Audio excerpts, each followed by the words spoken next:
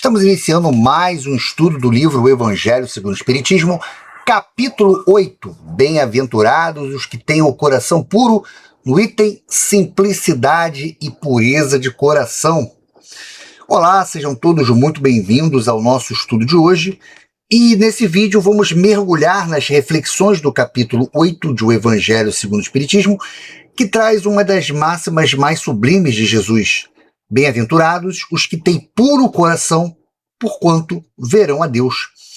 Para ilustrar essa pureza, o Cristo utiliza a figura da criança como um símbolo máximo da simplicidade e da humildade. Ao longo da nossa conversa, vamos analisar como a espiritualidade explica esse processo. Compreenderemos por que o espírito, mesmo sendo antigo e trazendo consigo as bagagens de outras vidas, renasce vestido essa túnica da inocência. Vamos descobrir a profunda sabedoria de Deus por trás da fragilidade infantil, um estado temporário que não apenas desperta a ternura dos pais, mas que também funciona como uma nova oportunidade de recomeço, onde os instintos antigos ficam adormecidos para que a alma esteja mais maleável e aberta ao progresso. Se você busca entender melhor o papel da reencarnação na evolução do nosso caráter e como reconectar-se com a simplicidade evangélica, este estudo é para você. Acompanhe conosco, reflita e traga essas lições para o seu dia a dia. Sejam todos muito bem-vindos a mais um estudo. Bem-aventurados os que têm puro coração, porquanto verão a Deus. Este bem-aventurados ensina que, para nos aproximarmos de Deus e compreender a sua vontade, precisamos limpar o nosso interior. Em termos práticos, olhando o que diz o texto, ter o coração puro significa agir sem segundas intenções, sem egoísmo, sem orgulho, sem maldade. É ser autêntico e desejar o bem sincero ao próximo. Ver a Deus não é um evento físico, mas sim uma percepção espiritual. Quem desenvolve essa pureza passa a enxergar a presença e o amor de Deus em todas as coisas, alcançando a verdadeira paz interior. Ou seja, a pureza de coração é a lente que nos permite sintonizar com o nosso Criador. Apresentaram-lhe, então, algumas crianças, a fim de que ele as tocasse, e como seus discípulos afastassem com palavras ásperas as que lhes apresentavam, Jesus, vendo isso, zangou-se e lhes disse: deixai que venham a mim as criancinhas, e não as impeçais, porquanto o reino dos céus é para os que se assemelhem a eles. Digo-vos, em verdade, que aquele que não receber o reino de Deus como uma criança, nele não entrará. E depois de as abraçar, abençoou-as, impondo-lhes as mãos. Veja aqui que Jesus usa a figura da criança para ensinar qual deve ser a nossa postura espiritual para alcançar a verdadeira felicidade, ou seja, o reino dos céus. Ele basicamente destaca duas coisas.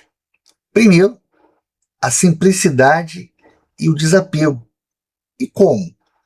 Assemelhar-se a uma criança não significa ser imaturo, mas ter um coração livre de orgulho, livre de malícia, de preconceitos, livre das vaidades. E a segunda coisa que o texto destaca é ter confiança e abertura. Porque assim como a criança confia plenamente e está pronta para aprender, nós devemos receber as leis de Deus com o coração desarmado, com o coração sereno. Para entrar no reino dos céus, precisamos nos despir da arrogância adulta e resgatar a pureza e a simplicidade naturais da infância. A pureza do coração é inseparável da simplicidade e da humildade. exclui toda a ideia de egoísmo e de orgulho. Por isso é que Jesus toma a infância como emblema dessa pureza, do mesmo modo que tomou como o da humildade. Veja que nessa primeira etapa, Jesus explica que a verdadeira pureza não existe sozinha. Ela depende diretamente das duas virtudes essenciais, a simplicidade e da humildade. O que a pureza afasta? Quem tem o coração puro não dá espaço para o egoísmo, não fica pensando só em si. E também não dá espaço para o orgulho, não fica se achando superior aos outros. Jesus escolheu a infância como símbolo perfeito dessas qualidades porque a criança naturalmente não carrega esses sentimentos de vaidade ou superioridade. A pureza real nasce quando abandonamos o orgulho e o egoísmo e adotamos a pureza simples. Poderia parecer menos justa essa comparação, considerando-se que o espírito da criança pode ser muito antigo e que traz, renascendo para a vida corporal, as imperfeições de que se não tenham despojado em suas precedentes existências. Só um espírito que houvesse chegado à perfeição nos poderia oferecer o tipo da verdadeira pureza. É exata a comparação. Porém, do ponto de vista da vida presente, porquanto a criancinha, não havendo podido ainda manifestar nenhuma tendência perversa, nos apresenta a imagem da inocência e da candura. Daí, não dizer Jesus, de modo absoluto, que o reino dos céus é para elas, mas para os que a ela se assemelhem. Veja, o espírito que reencarna pode até trazer defeitos do passado, mas na fase de bebê, ele não consegue manifestar essas imperfeições. Na vida presente, a criancinha nos oferece uma folha em branco, exibindo uma candura, inocência temporária. Por isso que Jesus não disse que o reino dos céus é das crianças de forma absoluta. O que ele disse foi que daqueles que conseguem agir com a mesma pureza que elas demonstram nessa fase, aí sim, o reino dos céus é para eles. A criança, na verdade, ela é o símbolo da pureza, não porque o seu espírito já seja perfeito, mas porque a infância é o momento em que nenhuma maldade ou perversão do passado ainda se manifestou. Pois que o espírito da criança já viveu, porque não se mostra, desde o nascimento, tal qual é. Tudo é sábio nas obras de Deus. A criança necessita de cuidados especiais que somente a ternura materna lhe pode dispensar. Ternura que se acrescente da fraqueza e da ingenuidade da criança. Para uma mãe, seu filho é sempre um anjo, e assim era preciso que fosse, para lhe cativar a solitude. Ela não houvera podido ter-lhe o mesmo devotamento se, em vez da graça ingênua, deparasse nele, sob os traços infantis, um caráter viril e as ideias de um adulto, e ainda menos se lhe viesse a conhecer o passado. Esse trecho explica a profunda sabedoria de Deus ao fazer com que o espírito reencarnasse sem demonstrar sua personalidade adulta ou seu passado logo de início. Por nascer frágil e ingênuo, a criança desperta na mãe uma ternura profunda e o desejo de protegê-la. Se o bebê já nascesse falando e agindo como um adulto, ou se a mãe conhecesse os erros do seu passado, que poderiam incluir inimizades antigas, ela não conseguiria dedicar a ele o mesmo amor e dedicação. A aparência inocente é necessária para cativar o cuidado absoluto dos pais, permitindo que o laço de amor seja construído do zero. Ou seja, o esquecimento do passado e a fragilidade do bebê são mecanismos divinos para garantir que a criança seja acolhida, seja amada, sem o peso de quem ela foi ou o que ela fez em vidas passadas. Aliás, faz-se necessário que a atividade do princípio inteligente seja proporcionada à fraqueza do corpo, que não poderia resistir a uma atividade muito grande do espírito, como se verifica nos indivíduos grandemente precoces. Essa a razão porque, ao aproximar-se-lhe a encarnação, o espírito entra em perturbação e perde pouco a pouco a consciência de si mesmo, ficando por certo tempo numa espécie de sono, durante o qual todas as suas faculdades permanecem em estado latente. É necessário esse estado de transição para que o espírito tenha um novo ponto de partida e para que esqueça, em sua nova existência, tudo aquilo que possa entravar.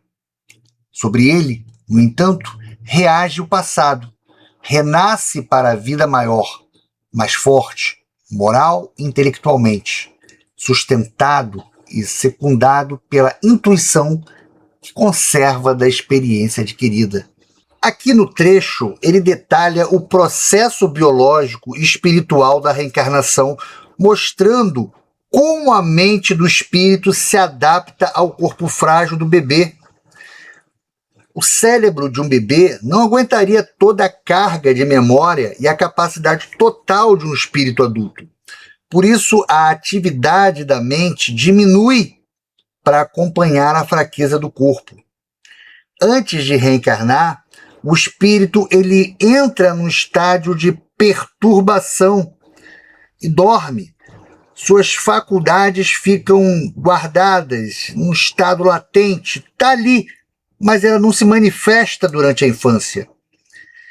Então, é necessário para que ele possa esquecer o passado e ter um novo ponto de partida sem traumas. Embora o espírito esqueça os fatos de suas vidas passadas, ele não perde o aprendizado. Ele traz consigo a intuição e a experiência adquirida que os ajudam a renascer mais forte. A partir do nascimento, suas ideias tomam gradualmente impulso, à medida que os órgãos se desenvolvem, pelo que se pode dizer que, no curso dos primeiros anos, o espírito é verdadeiramente criança, por se acharem ainda adormecidas as ideias que lhe formam o fundo do caráter. Durante o tempo em que seus instintos se conservam amodorrados, ele é mais maleável e, por isso mesmo, mais acessível às impressões capazes de lhe modificarem a natureza e de fazê-lo progredir, o que torna mais fácil a tarefa que incumbe aos pais. Esse trecho ele está destacando a importância da infância como a janela de oportunidade mais valiosa para a educação e transformação do espírito. Conforme o corpo físico ele vai crescendo, a mente vai se desenvolvendo. Nos primeiros anos, o espírito é verdadeiramente uma criança, porque seu temperamento e os defeitos do passado ainda estão adormecidos. Como os seus instintos antigos estão temporariamente desativados, a criança fica altamente receptiva a novos aprendizados, exemplos e bons hábitos. Essa fase de suavidade torna a tarefa dos pais muito mais fácil. É o momento exato para moldar o caráter do filho e ajudá-lo a progredir antes que as tendências antigas despertem. Ou seja, a infância é um período em que o espírito está de coração aberto e flexível, sendo a fase ideal para os pais guiarem e corrigirem as inclinações da criança para o bem. O Espírito, pois, enverga temporariamente a túnica da inocência. E assim Jesus está com a verdade, quando, sem embargo da anterioridade da alma, toma a criança por símbolo da pureza e da simplicidade. Esse trecho ele encerra o capítulo resumindo com perfeição por que a comparação de Jesus é justa e exata. Na infância, o espírito veste uma capa temporária de pureza, deixando guardadas as suas imperfeições de outras vidas. E mesmo sabendo que a alma já existia antes e que não é perfeita, Jesus estava coberto de razão ao usar a criança como um símbolo ideal de simplicidade e pureza. A infância funciona como uma veste provisória de inocência, o que torna a criança o modelo perfeito escolhido por Jesus para nos ensinar como devemos ser para alcançar o reino dos céus.